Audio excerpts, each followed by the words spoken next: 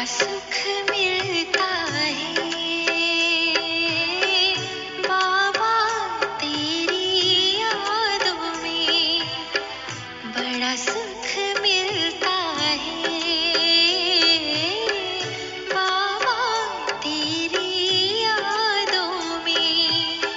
दिल खो जाता है, मन मेरा गाता है, दिल खो जाता है, मन मेरा गाता है, तेरी मीठी बातों में,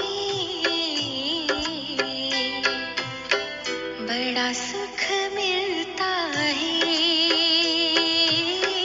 बाबा तेरी यादों में, बाबा तेरी यादों में।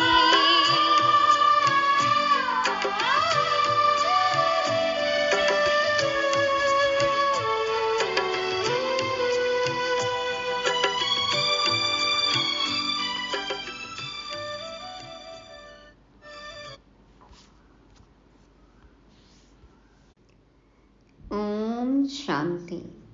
सभी देही अभिमानी अशरीरी भविष्य राज तिलक अधिकारी साक्षी दृष्टा आत्माओं को गॉडली मॉर्निंग। कैसा रहा कल का मिलन अपने वैलेंटाइन से? क्या याद दिलाया मनमीत ने? एक बार रिवाइज करेंगे। सभी पद्मा पदम भाग्यशाली बच्चों को बाबा ने संगम युग के हर सेकंड का महत्व बताया, अचानक के पाठ को पक्का कराया। हमें अपना विश्व कल्याणकारी रूप सदा याद रहे, मनसा सेवा निरंतर हो। डबल होली, डबल राजा बनना है। एक भी सेकंड, एक भी संकल्प व्यर्थ ना हो। दृढ़ संकल्प से ही सफलता मिलेगी। रूलिंग पावर, कंट्रोलिंग पावर बढ़ाना है। परिवार पर रहम करना है, तरस आना चाहिए बाबा ने कहा। टाइम फिक्स कर मनसा सेवा करनी है। तो समय के प्रति जो इशारा मिला है उसे समझना है। और अब समय है आज की साकार मुरली। अभी पूरी दुनिया में तन मन धन की पतितपने की जो बीमारी सर्वव्याप्त है उसे दूर करने के लिए रूहानी सर्जन एक इलाज बताते हैं। अब बीमारी पतितपने की है तो इसका इलाज क्या होगा? पावन बनना। कैसे बनना है? या तो लव से या लॉ से, माना या तो योग बल या सजा बल। तो हमें तो सजाओं की बात ही नहीं करनी है, अब बचा योग बल। तो इस प्रोसेस में एक बात और होगी, इलाज के दौरान बीमारी एक बार तो उथल खाएगी और फिर जड़ से खत्म हो जाएगी। तो याद की यात्रा निरंतर चलती रहे। दवाई खाते रहते हैं ना, आयुर्वेद में भी यही तो नियम है ना कि दवाई लेते रहो, एक बार बीमारी ऊपर आएगी, बढ़ेगी और फिर जड़ से खत्म हो जाएगी। ऊपर आएगी तभी तो निकलेगी ना। तो वही नियम यहाँ भी लागू होता है। आज बाबा हिंदू कैलेंडर के बारे में भी बात करते हैं। विस्तार हम मुरली में समझेंगे। शास्त्रों में भी हम क्या सुनते पढ़ते आए और सच्चाई क्या है, ये सब समझ हमें अब मिली है। तो सच झूठ की जजमेंट अब खुद करनी है। मुख्य बात है बाबा की याद से हिसाब किताब चुकता करना है और प्रैक्टिकल लाइफ में ट्रस्टी बनकर रहना है। आज तारीख है 17 फरवरी 2024। 17 बाबा के साथ रहेंगे तो नहीं है कोई खतरा। सुनते हैं शिव भगवान उवाच। मीठे बच्चे, पावन बनने के लिए एक है याद का बल, दूसरा है सजाओं का बल। तुम्हें याद के बल से पावन बन ऊंच पद पाना है। पावन इक्वल्स पवित्रता प्लस दिव्य गुणों की धारणा। कैसे होगी? याद से। बाबा कहते हैं याद के बल से पावन बन ऊंच पद पाना है। लव और लॉ के इस दो मार्ग में से हमें लव का मार्ग, बाबा को प्यार से याद करने का मार्ग चुनना है, पावन बनना है। प्रश्न है, बाप रूहानी सर्जन है, वह तुम्हें कौन सा धीरज देने आए हैं? उत्तर में बाबा कहते, जैसे वह सर्जन रोगी को धीरज देते हैं कि अभी बीमारी ठीक हो जाएगी, ऐसे रूहानी सर्जन भी तुम बच्चों को धीरज देते हैं। बच्चे, तुम माया की बीमारी से घबराओ नहीं। सर्जन दवा देते हैं तो यह बीमारियां सब बाहर निकलेंगी। जो ख्यालात अज्ञान में भी नहीं आए होंगे, आएंगे, लेकिन तुम्हें सब सहन करना है। थोड़ा मेहनत करो, तुम्हारे अब सुख के दिन आए कि आए। दुख भरे दिन बीते रे भैया, अब सुख आयो रे। थोड़ी मेहनत करो, सहन करो। सफाई करने बैठेंगे तो गंदगी तो निकलेगी ना, हाथ तो थोड़े गंदे होंगे ही।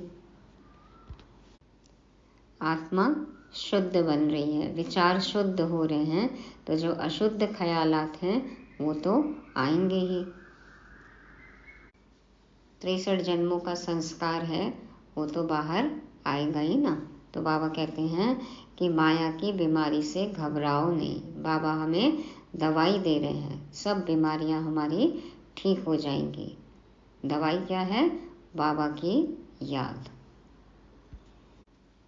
वैसे भी कहते हैं ना कि कोयले की दलाली में हाथ तो काले होंगे ही ना, लेकिन देखो फिर हीरा भी मिल जाता है।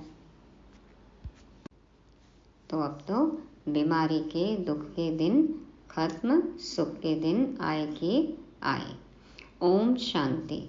बेहद का बाप सभी बच्चों को समझाते हैं, तुम सबको पैगाम पहुंचाना है कि अब बाप आए हैं। तुम्हें सबको पैगाम पहुंचाना है और हम सबको भी पैगाम पहुंचाना है। हम सब पैगंबर हैं, तो सबको ये मैसेज देना है। करो फॉरवर्ड। कैसे करेंगे? सोशल मीडिया पे, सोशल लाइफ में अपने कर्मों द्वारा अपने गुण दिखाने हैं। गुण, शक्ति, ज्ञान सबका दान करना है। बाप की प्रत्यक्षता करनी है, अपने आप पैगाम मिल जाएगा सबको। बाप धीरज दे रहे हैं क्योंकि भक्ति मार्ग में बुलाते हैं, बाबा आओ लिबरेट करो, दुख से छुड़ाओ। तो बाप धीरज देते हैं, बाकी थोड़े रोज़ हैं। कोई की बीमारी छूटने पर होती है तो कहते हैं अब ठीक हो जाएगी। बच्चे भी समझते हैं कि इस छीछी दुनिया में बाकी थोड़ा रोज़ है, फिर हम नई दुनिया में जाएंगे। उसके लिए हमको लायक बनना है, फिर कोई भी रोग आदि तुमको नहीं सताएंगे। बाप धैर्य देकर कहते हैं थोड़ी मेहनत करो, और कोई नहीं जो ऐसे धीरज दे। तुम ही तमो प्रधान हो गए हो, अब बाप आए हैं तुमको फिर से सतो प्रधान बनाने के लिए। अभी सभी आत्माएं पवित्र बन जाएंगी, कोई योग बल से, कोई सजाओं के बल से। सजाओं का भी बल है ना, सजाओं से जो पवित्र बनेंगे उनका पद कम हो जाएगा।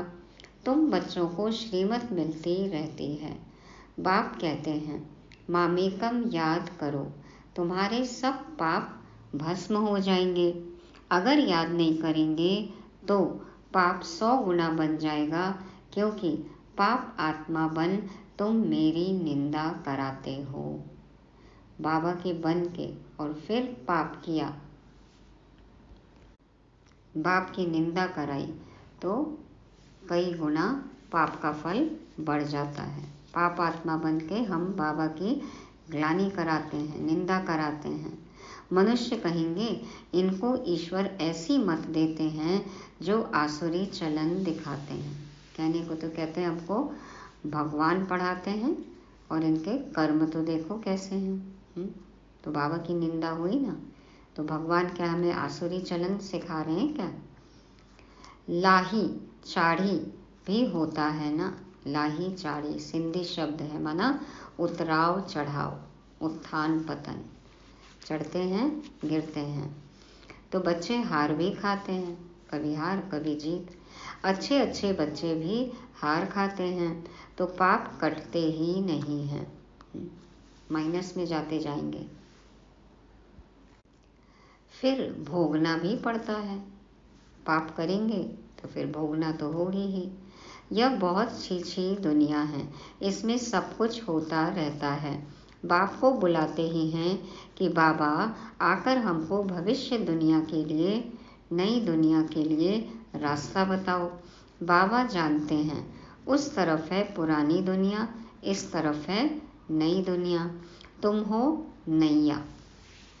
सब आत्माएं क्या है? नैया। इधर से उधर जा रही हैं, इस पार से उस पार, पुरानी दुनिया से नई दुनिया में, विषय सागर से क्षीर सागर में। तो अब तुम पुरुषोत्तम बनने के लिए चल रहे हो। अब नाव बंधी होगी, लंगर छूटेगा ही नहीं तो उस पार जाएंगे। अभी भी पुरानी दुनिया में बुद्धि है, यहाँ के बंधन में अटके हुए हैं, मोह की रगे अटकी हुई हैं, उस पार जा सकेंगे? नैया हिलेगी नहीं, पहुँचेगी कैसे वहाँ? चलाते रहो पतवार, लेकिन नैया तो बंधी हुई है, कैसे पहुँचेगी? तो बाबा कहते तुम्हारा इस पुरानी दुनिया से लंगर उठ गया है। चेक करो, हमारा लंगर उठ गया। एक एक संबंध, एक एक पदार्थ, एक एक स्वभाव संस्कार अपने चेक करने हैं। तो जहाँ जा रहे हो उस घर को ही याद करना है।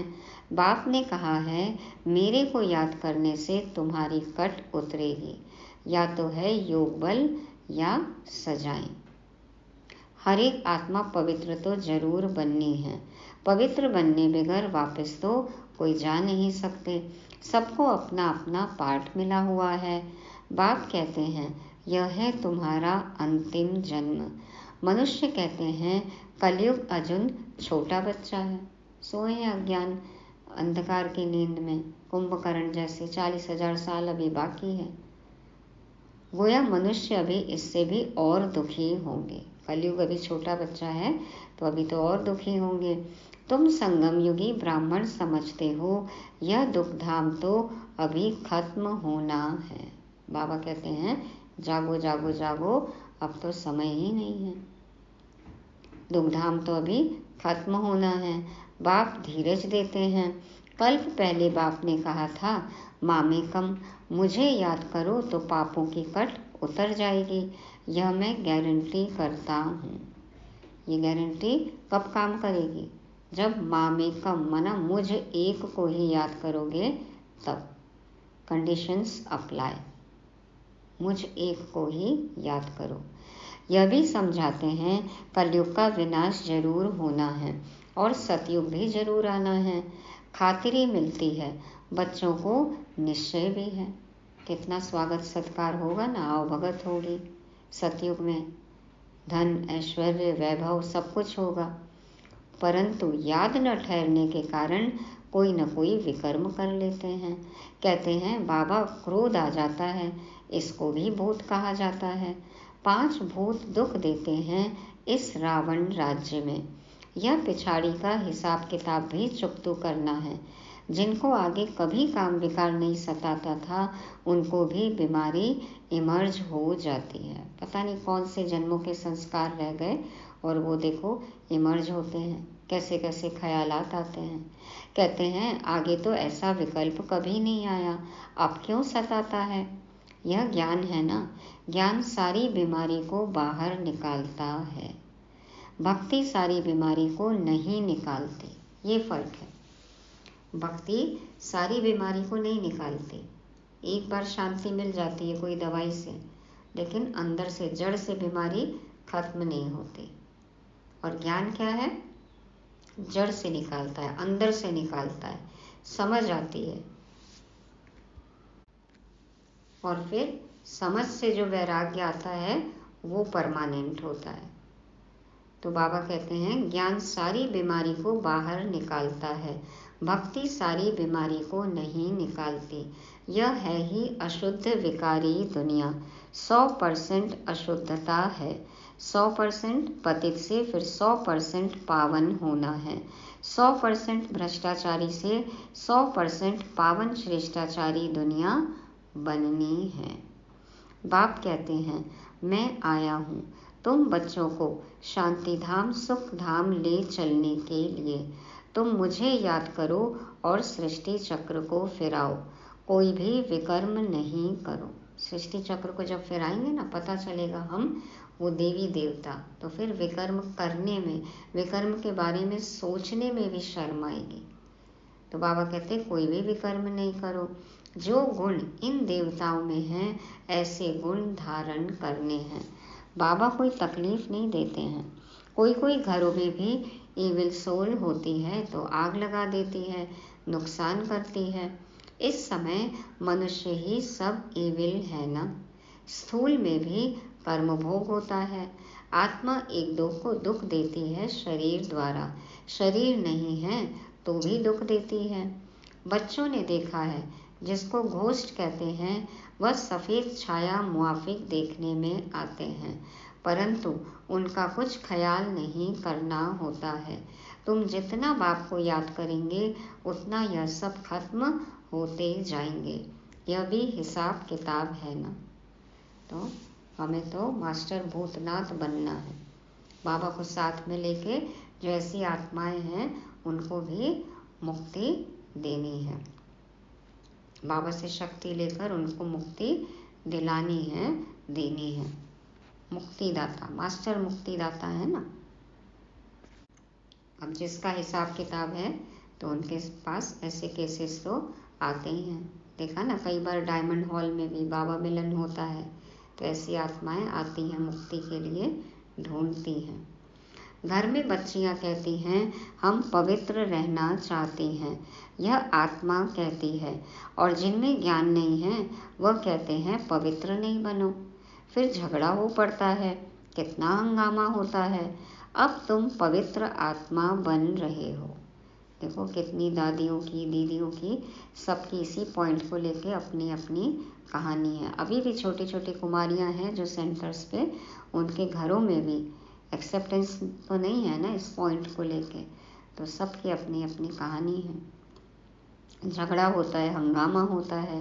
बाबा कहते अब तुम पवित्र आत्मा बन रहे हो, वह है अपवित्र तो दुख देते हैं। है तो आत्मा ना, उनको कहा जाता है इविल आत्मा। शरीर से भी तो बिगड़ शरीर भी दुख देते हैं। शरीर में थे तो भी दुख देते और शरीर से निकल गए तो भी दुख देते। ज्ञान तो सहज है, स्वदर्शन चक्रधारी बनना है, बाकी मुख्य है पवित्रता की बात। इसके लिए बाप को खुशी से याद करना है। यदि अपवित्र संकल्प हैं भी, अशुद्ध संकल्प हैं भी, तो बाबा को याद करो। धीरे धीरे बाबा कहते हैं वो भी आना बंद हो जाएंगे। तो इसके लिए बाप को खुशी से याद करना है। रावण को इविल कहेंगे ना, इस समय यह दुनिया है ही इविल। एक दो से अनेक प्रकार के दुख पाते रहते हैं। इविल पतित को कहा जाता है। एक दूसरे को दुख देते भी हैं, लेते भी हैं, पाते हैं, देते हैं, तो दुनिया ही इविल है। एक दो से अनेक प्रकार के दुख पाते रहते हैं। इविल पतित को कहा जाता है। पतित आत्मा में भी 5 विकार अनेक प्रकार के होते हैं। कोई में विकार की आदत, कोई में क्रोध की आदत, कोई में तंग करने की आदत, कोई में नुकसान करने की आदत होती है। कोई में विकार की आदत होगी तो विकार न मिलने कारण क्रोध में आकर बहुत मारते भी हैं। यह दुनिया ही ऐसी है। तो बाप आकर धीरज देते हैं, हे आत्माएं, बच्चों धीरज धरो मुझे याद करते रहो और दैवी गुण भी धारण करो। इस पॉइंट को लेकर भी यदि किसी के पेपर आते हैं लेकिन मन में खुद की ईमानदारी है तो फिर बाबा परीक्षा लेते हैं, और उसके बाद में यदि उस परीक्षा में आप पास हो गए फिर बाबा देखो कैसी मदद करते हैं। लेकिन सच्चाई सफाई चाहिए, ईमानदारी चाहिए। तो बाबा कहते हैं कि हे आत्माएं, बच्चों, धीरज धरो, मुझे याद करते रहो और दैवी गुण भी धारण करो। ऐसे भी नहीं कहते हैं कि धंधा आदि नहीं करो। जैसे मिलिट्री वालों को लड़ाई में जाना पड़ता है तो उन्हों को भी कहा जाता है शिव बाबा की याद में रहो। गीता के अक्षरों को उठाए वह समझते हैं हम युद्ध के मैदान में मरेंगे तो स्वर्ग में जाएंगे, इसलिए खुशी से लड़ाई में जाते हैं। तो यहाँ तो विकारों से युद्ध की बात है ना हमारी। इसमें देखो जीत गए तो स्वर्ग में जाएंगे। बाबा कहते हैं परंतु वह तो बात ही नहीं। वो सोचते हैं कि हम गीता के अक्षर पढ़ रहे हैं, उस अनुसार चल रहे हैं कि हम युद्ध के मैदान में मरेंगे तो स्वर्ग में जाएंगे, इसलिए खुशी खुशी लड़ाई के मैदान में जाते हैं, परंतु वह तो बात ही नहीं। अब बाबा कहते हैं तुम स्वर्ग में जा सकते हो, सिर्फ शिव बाबा को याद करो। याद तो एक शिव बाबा को ही करना है तो स्वर्ग में जरूर जाएंगे। और एक शिव बाबा को ही याद करेंगे ना तो देखो कोई भी युद्ध करना ही नहीं पड़ेगा, अपने आप हर युद्ध में जीतते भी जाएंगे, और एक दिन ऐसा आएगा कि युद्ध होएगा ही नहीं।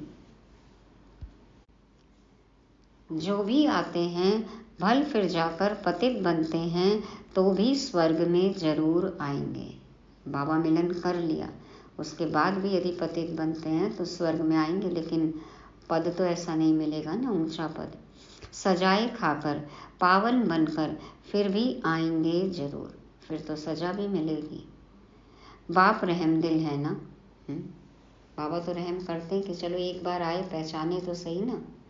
रहमदिल है बाबा। बाप समझाते हैं कोई विकर्म न करो तो विकर्माजीत बनेंगे, कोई विकर्म न करो तो विकर्माजीत बनेंगे। यह लक्ष्मी नारायण विकर्माजीत है ना, फिर रावण राज्य में विकर्मी बन जाते हैं। विक्रम संवत शुरू होता है ना।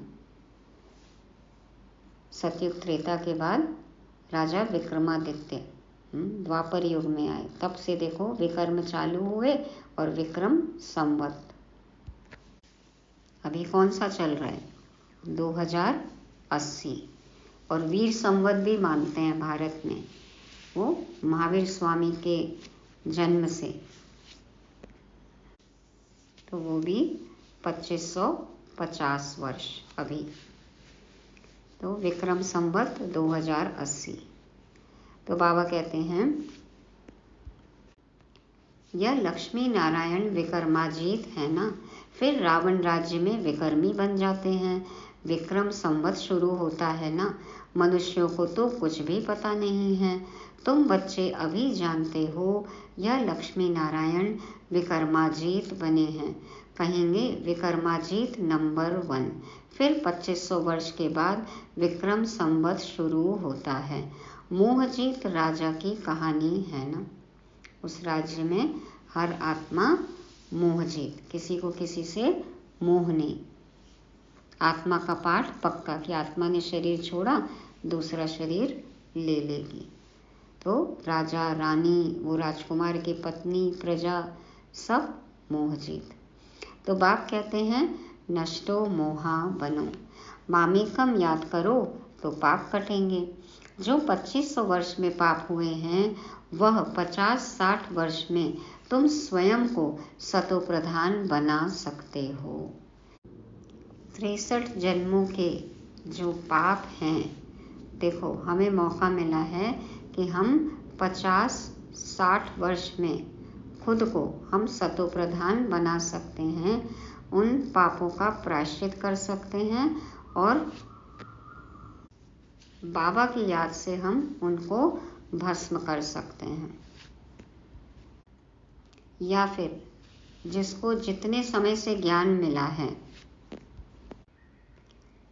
उस समय में भी हम बाबा को निरंतर याद करके अपने पापों का प्रायश्चित कर सकते हैं।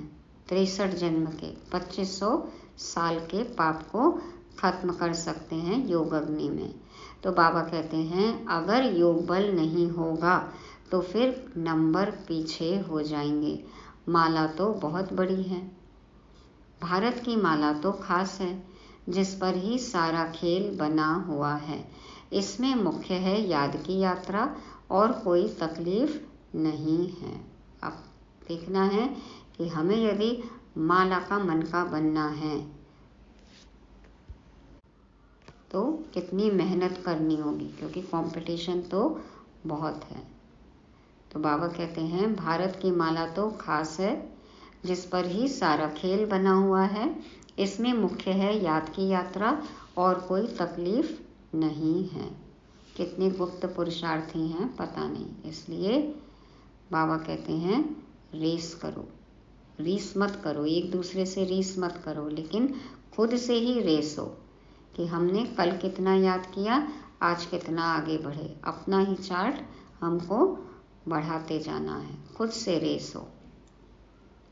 भक्ति में तो अनेकों से बुद्धि योग लगाते हैं, यह सब है रचना, उनकी याद से किसका भी कल्याण नहीं होगा। बाप कहते हैं किसको भी याद नहीं करो। क्या करें, मंदिरों में अपने घरों में कितनी मूर्तियां, कितने चित्र सजाए हुए हैं, किसी की भी याद से बाबा कहते हैं कल्याण नहीं होगा। सिर्फ एक बाप को याद करो। जैसे भक्ति मार्ग में पहले सिर्फ तुम भक्ति करते थे, अब फिर पिछाड़ी में भी मुझे याद करो। बाप कितना क्लियर समझाते हैं, आगे थोड़ी ही जानते थे। सबसे पहले तो अव्यभिचारी भक्ति थी ना, वैसे ही अभी करनी है। बाबा एकदम क्लियर करके समझाते हैं, पहले तो ये सब बातें हमें पता नहीं थी, अभी तुमको ज्ञान मिला है। बाप कहते हैं और संग तोड़ एक संग जोड़ो तो योग अग्नि से तुम्हारे पाप भस्म हो जाएंगे। एक बल एक भरोसा, मेरा तो एक शिव बाबा, दूसरा न कोई। सबसे पहले तोड़ लो, बाबा से जोड़ो, फिर बाकी सबसे तोड़ निभाओ। बाबा कहते हैं याद तो सिर्फ एक मुझे ही करो, योग अग्नि से ही पाप भस्म होंगे। पाप तो बहुत करते आए हो, काम कटारी चलाते हो, अनजाने में किया, पता नहीं था कि पाप है, लेकिन पाप तो हुआ ना। एक दो को आदि मध्य अंत दुख देते आए हो। मूल बात है काम कटारी की। जब से ये देह अभिमान चालू हुआ, विकार चालू हुआ, काम कटारी चलाना चालू हुआ, देखो दुख ही देते आए ना। आदि मध्य अंत, द्वापर के शुरुआत से, द्वापर की आदि से, और अभी तो कलयुग एक्सट्रीम अंत, तमो प्रधानता अति हो गई है। बाबा कहते हैं गिरने की मार्जिन ही खत्म हो गई, लेकिन मनुष्य बच्चे इतने तेज कि खोदे जा रहे हैं और ही नीचे गिर रहे हैं। हाँ, मार्जिन से भी और मार्जिन जो है निकालते जा रहे हैं, देखो। तो बाबा कहते हैं एक दो को आदि मध्य अंत दुख देते आए हो। मूल बात है काम कटारी की। यह भी ड्रामा है ना, ऐसे भी नहीं कहेंगे ऐसा ड्रामा क्यों बना। यह तो अनादि खेल है, इसमें मेरा भी पार्ट है। ड्रामा तो हमने खुद ही बनाया ना, जो कर्म हम कर रहे हैं वही तो ड्रामा बन रहा है ना। तो बाबा कहते हैं ये तो अनादि खेल है, इसमें मेरा भी पार्ट है। ड्रामा कब बना, कब पूरा होगा, यह भी नहीं कह सकते। यह तो आत्मा में पार्ट भरा हुआ है। आत्मा की जो प्लेट है वह कब घिसती नहीं है। आत्मा ऐसी सीढ़ी है जो कभी भी घिसती नहीं है। रिकॉर्डिंग पे रिकॉर्डिंग देखो होती जाती है। आत्मा अविनाशी है, उसमें पार्ट भी अविनाशी है, ड्रामा भी अविनाशी कहा जाता है। बाप जो पुनर्जन्म में नहीं आते हैं वो ही आकर सब राज समझाते हैं। इस चक्र से बाहर हैं ना, इस चक्कर में बाबा नहीं आते हैं, इसलिए बाबा को सारे चक्र की नॉलेज है, वही समझाते हैं। सृष्टि के आदि मध्य अंत का राज कोई भी नहीं समझा सकते, न बाप का ऑक्यूपेशन न आत्मा का, कुछ भी जानते नहीं। यह सृष्टि का चक्र फिरता ही रहता है। अब पुरुषोत्तम संगम युग है, जब सब मनुष्य मात्र उत्तम पुरुष बन जाते हैं। पुरुष माना आत्मा। शांति धाम में सब आत्माएं पवित्र उत्तम बन जाती हैं। शांति धाम पावन है ना, नई दुनिया भी पवित्र है, वहाँ शांति तो है ही। फिर शरीर मिलने से पाठ बजाते हैं, यह हम जानते हैं। हर एक को पाठ मिला हुआ है, वह हमारा घर है, शांति में रहते हैं, यहाँ तो पाठ बजाना है। अब बाप कहते हैं, भक्ति मार्ग में तुमने मेरी अव्यभिचारी पूजा की, दुखी नहीं थे। अभी व्यभिचारी भक्ति में आने से तुम दुखी बन पड़े हो। अब बाप कहते हैं, दैवी गुण धारण करो, फिर भी आसुरी गुण क्यों? क्योंकि बाबा का कहना ही नहीं मानते हैं। बाप को बुलाया कि हमको आकर पावन बनाओ, फिर पतित क्यों बनते हो? क्योंकि आदत पड़ी हुई है। देखो, प्रश्न पूछ रहे हैं बाबा कि जब मैं कहता हूँ कि दैवी गुण धारण करो, तो फिर भी आसुरी गुण क्यों? और जब पावन दुनिया में चलना है, बाबा कहते हैं पावन बनो, तो फिर पतित क्यों बनते हो? उसमें भी खास काम को जरूर जीतना है, तो तुम जगत जीत बनेंगे। 5 तत्वों से बनी ये काया, इसके लिए जाते हैं ना काम विकार में। तो पहले इस जगत को जीतो। ये जगत जीत लिया, प्रकृति जीत बन गए, तो फिर विश्व जीत जगत जीत बन जाएंगे। मनुष्य तो भगवान के लिए कह देते हैं, आपे ही पूज्य आपे ही पुजारी, गोया उनको नीचे ले आते हैं। ऐसे पाप करते करते महाविकारी दुनिया बन जाती है। गरुड़ पुराण में भी रौरव नर्क कहते हैं, जहाँ बिच्छू टिंडन सब काटते रहते हैं। कितने तरह के नर्क बताएं, उसमें भी एक्सट्रीम रौरव नर्क, जहाँ बिच्छू टिंडन सब काटते रहते हैं। क्या क्या कहानियाँ बताई हैं। शास्त्रों में क्या क्या बैठ दिखाया है, यह भी बाप ने समझाया है। यह शास्त्र आदि सब भक्ति मार्ग के हैं, इनसे कोई भी मेरे साथ नहीं मिलते हैं और ही तमो प्रधान बन पड़े हैं। इसलिए मुझे बुलाते हैं कि आकर पावन बनाओ, तो पतित ठहरे ना। मनुष्य तो कुछ भी समझते नहीं हैं। जो निश्चय बुद्धि हैं वह तो विजयी हो जाते हैं, रावण पर विजय पाकर राम राज्य में आ जाते हैं। बाप कहते हैं, काम पर जीत पाओ, इस पर ही हंगामा होता है। गाते हैं, अमृत छोड़ विष क्यों खाते हो? अमृत नाम सुनकर समझते हैं गौ मुख से अमृत निकलता है। अरे, गंगा जल को थोड़ी ही अमृत कहा जाता है, यह तो ज्ञान अमृत की बात है। स्त्री पति के चरण धोकर पीती है, उनको भी अमृत समझते हैं। भारत में देखो कैसे रीति रिवाज हैं, गुरु के चरण धो के पिएंगे, पति के चरण धोकर पिएंगे, अमृत है वो कहते हैं। अगर अमृत है तो फिर हीरे समान बने ना। पियो पियो चरणामृत और बनो हीरे। यह तो बाप ज्ञान देते हैं जिससे तुम हीरे जैसा बनते हो। एक होता है अमेरिकन डायमंड और एक होता है असली हीरा, फ्लॉलेस डायमंड। तो बाबा जो ज्ञान देते हैं जिससे तुम हीरे जैसा बनते हो। बाबा कहते हैं, पानी का नाम कितना बाला कर दिया है। तुम ज्ञान अमृत पिलाते, वह पानी पिलाते हैं। तुम ब्राह्मणों का किसको भी पता नहीं है। वह कौरव पांडव कहते हैं, परंतु पांडवों को ब्राह्मण थोड़े ही समझते हैं। गीता में ऐसे अक्षर हैं नहीं जो पांडवों को ब्राह्मण समझे। बाप बैठ सब शास्त्रों का सार समझाते हैं। बच्चों को कहते हैं, शास्त्रों में जो कुछ पढ़ा है और जो कुछ मैं सुनाता हूँ उसको जज करो। अब तक जो पढ़ते सुनते आए और जो अनुभव हुआ पहले, और अब जो अनुभव कर रहे हो, जो मुरली सुन रहे हो, अब कैसा है, क्या सही लगता है, क्या गलत लगता है, ये खुद जज करो।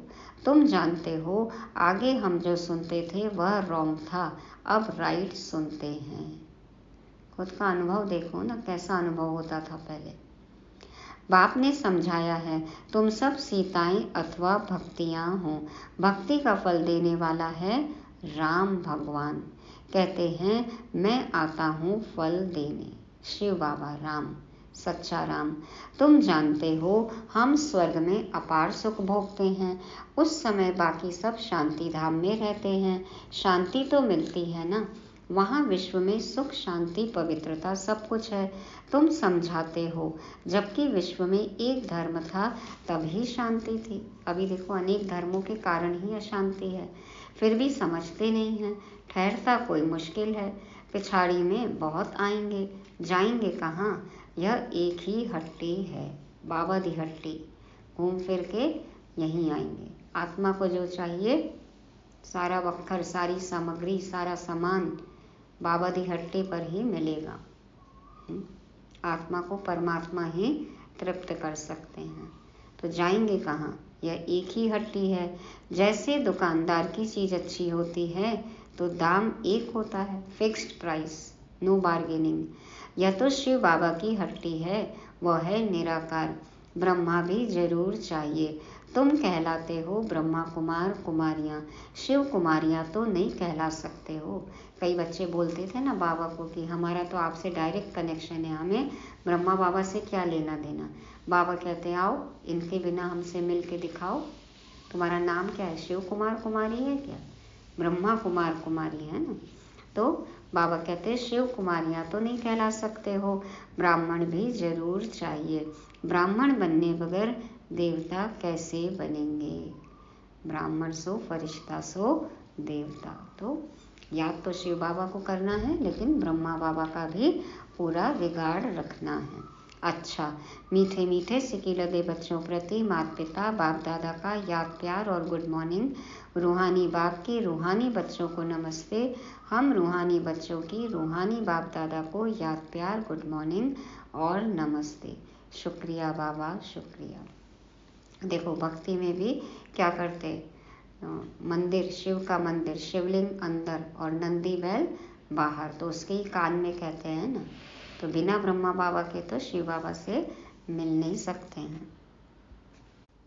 इसलिए थैंक यू बाप दादा, शुक्रिया बाप दादा।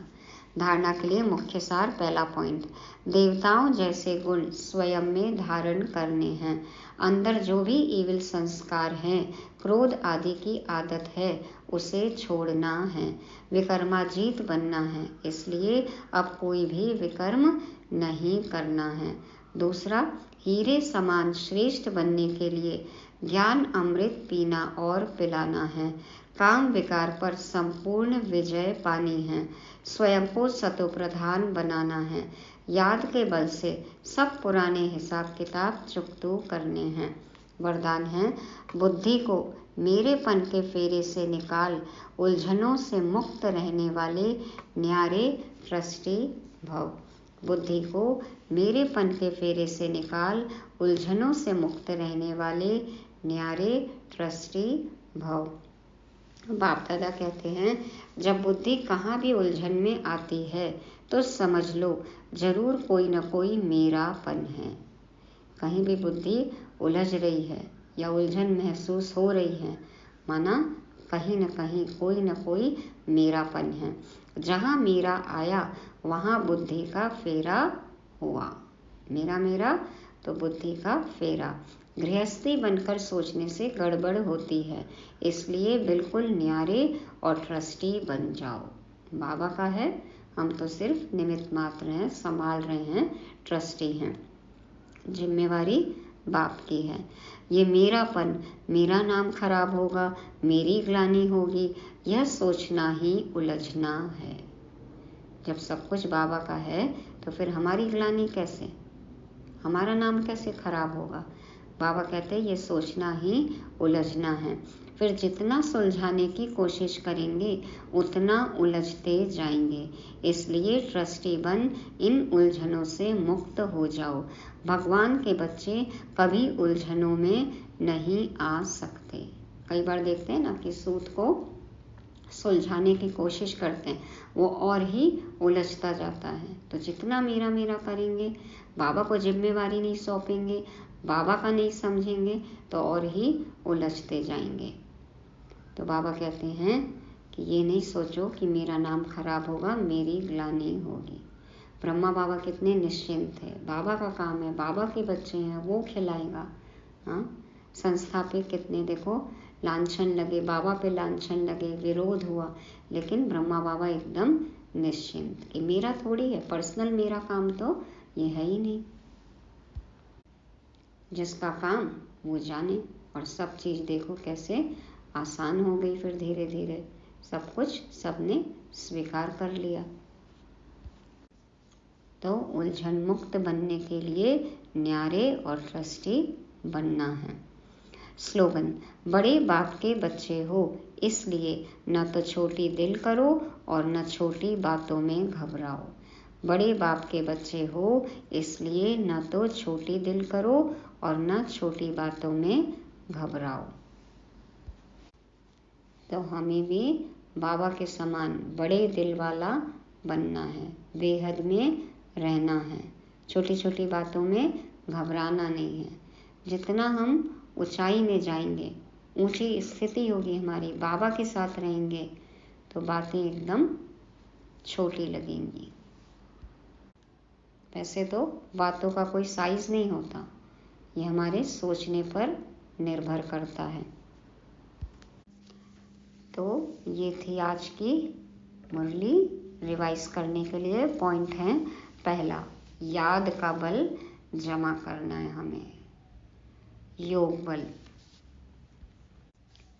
पावन बनना है पावन दुनिया में जाने के लिए। दूसरा, बीमारी आएगी लेकिन बीमारी से घबराना नहीं है।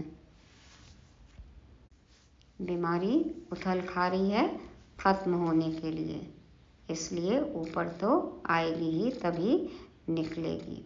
तीसरा, सही गलत क्या है हमारे सामने अब सब कुछ है, इसलिए खुद जज करो और उसी अनुसार कर्म करो। चौथा, ट्रस्टी, प्रैक्टिकल लाइफ में ये बहुत ज़रूरी है। कोई भी है घर में संबंधी, बाबा के बच्चे हैं, कोई भी कार्य है बाबा का कार्य है, तो सारी जिम्मेवारी सारा बोझ बाबा को दे दो, हल्के रहो, न्यारे रहो, ट्रस्टी बनकर रहो। और पांचवा, छोटी छोटी बातों में घबराना नहीं है। बड़े दिल वाले, बड़े बाप के हम बच्चे हैं, तो बेहद की सोच हो। ओम शांति।